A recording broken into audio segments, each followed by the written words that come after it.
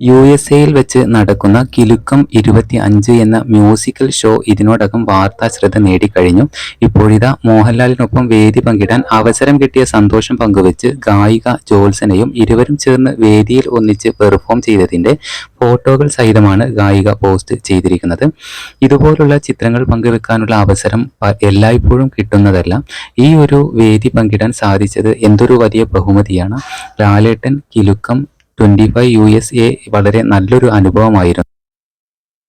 ഷോട്ടുകൾക്ക് നന്ദി എന്നാണ് ജ്യോത്സന പങ്കുവെച്ച പോസ്റ്റ്.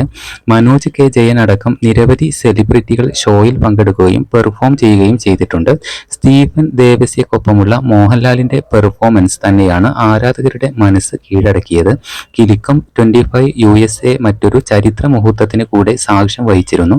40 വർഷങ്ങൾക്ക് ശേഷം മോഹൻലാൽ തന്നെ പഴയ നായികയെ കണ്ടുമുട്ടിയ അപൂർവ നിമിഷം. 1 മുതൽ 0 വരെ എന്ന ചിത്രത്തിൽ അഭിനയിച്ച ആശ ജയറാമും ഷോ കാണാനെത്തിയിരുന്നു.